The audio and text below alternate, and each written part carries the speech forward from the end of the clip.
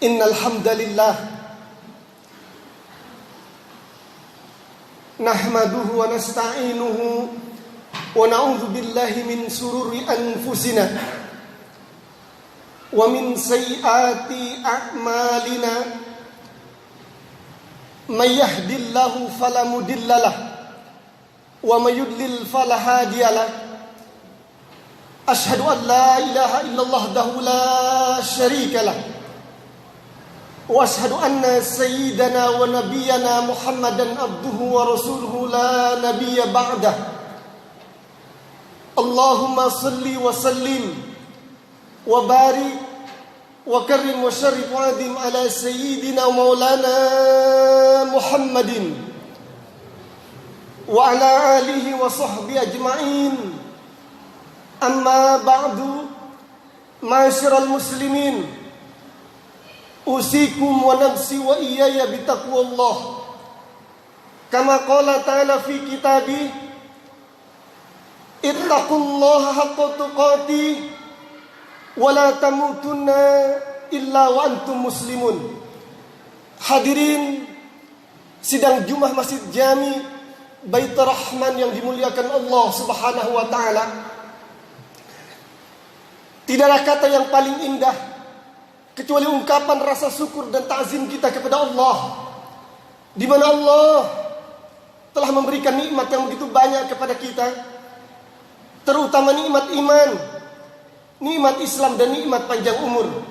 Sehingga pada kesempatan Jumat singkat kali ini kita dapat menunaikan kewajiban kita. Semoga duduknya kita di tempat yang mulia ini selalu mendapatkan taufik dan hidayahnya Allah Subhanahu wa ta'ala. Selawat teriring salam semoga selalu tercurah kepada uswah teladan kita baginda Rasulullah sallallahu alaihi wasallam, keluarga dan para sahabatnya. Harapan kita selalu mendapatkan syafaat beliau baik di dunia maupun di akhirat kelak. Al-Khatib berpesan, berwasiat kepada jamaah sekalian, khususnya kepada Al-Khatib pribadi, untuk selalu meningkatkan kualitas takwa dengan sebenar-benarnya. Karena dengan takwa insya Allah hidup kita akan selalu mendapatkan keberkahan, kebaikan baik di dunia dan di akhirat kelak. Izinkan saya selaku khatib pada kesempatan Jumat singkat kali ini, dalam rangka watawasau bil haq watawasau bisawab, mengangkat satu tema tentang nikmat usia, waktu dan kesempatan hidup. Hadirin sidang Jumat rahimakumullah, di antara karunia Allah yang paling berharga bagi kita manusia adalah usia, waktu dan kesempatan hidup.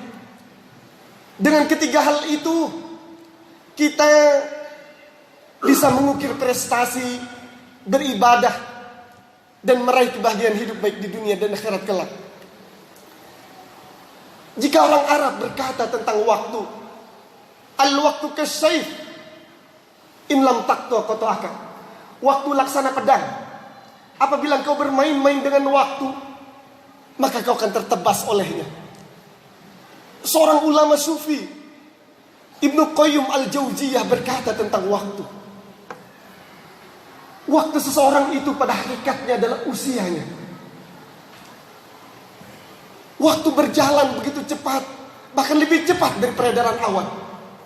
Barang siapa orang yang waktunya dihabiskan untuk ketaatan kepada Allah dan Rasulnya, itu pada hakikatnya adalah usia dan kehidupannya.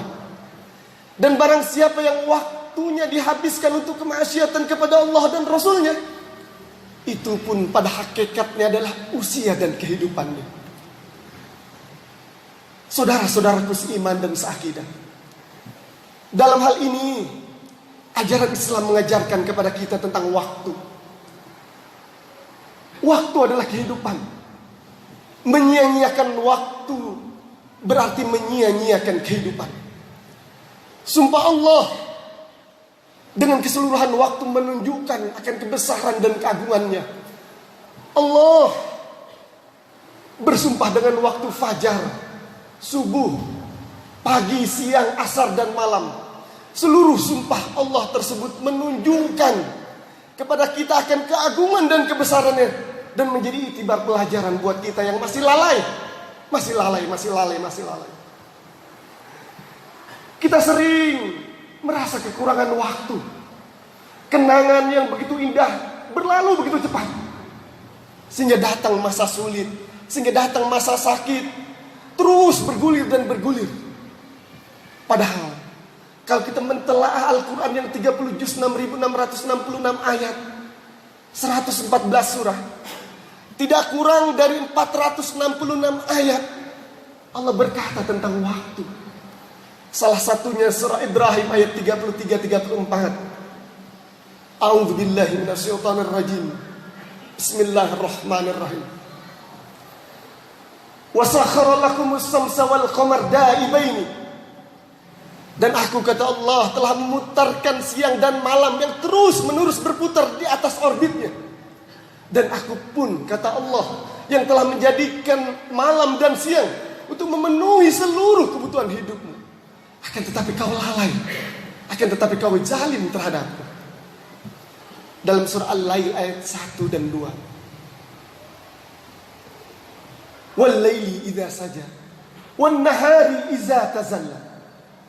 Dan demi waktu malam yang gelap gulita, dan demi waktu siang yang terang benderang. Dalam surah Ad-Duha ayat 1 dan 2. Wad-duha wal laili idza saja. Dan demi waktu duha matahari sepenggal, dan demi waktu malam yang gelap gulita.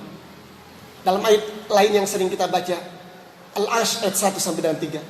Wal asri, demi waktu, demi masa, innal insana lafi husrin.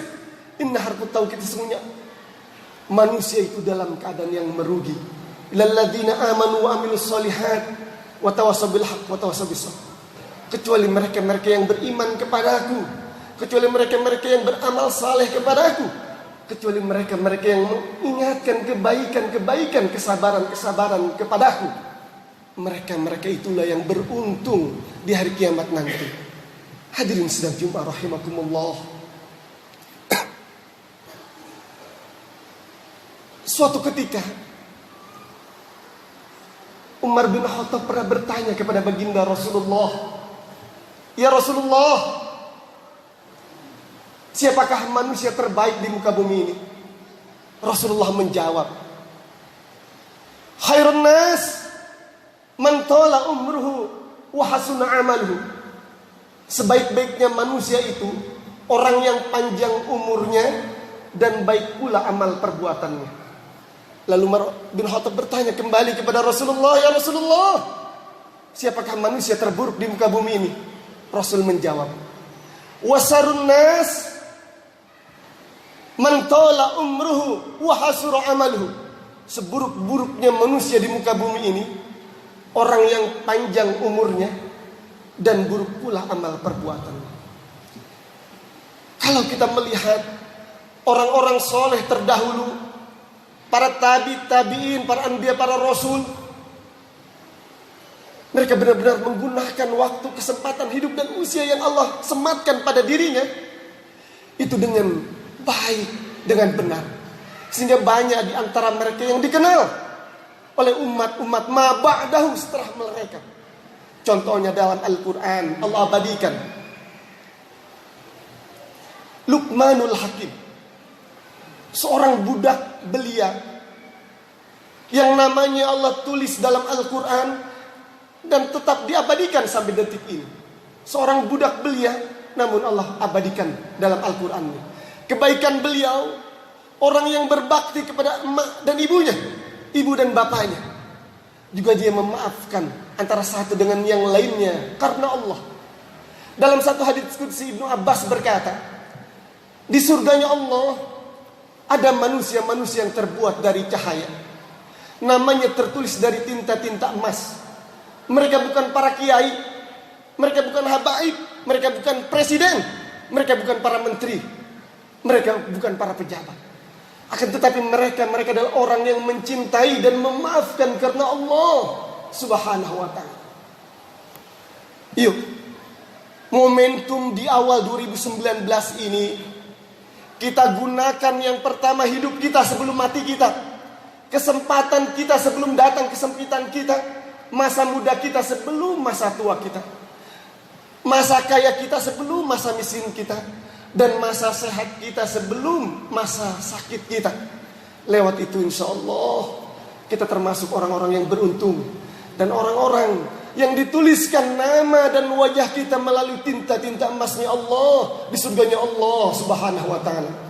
Barakallahu li wa lakum bima fihi minal ayati wa dzikril hakim, wa taqabbala minni wa minkum tilawatahu innahu huwas samiul alim.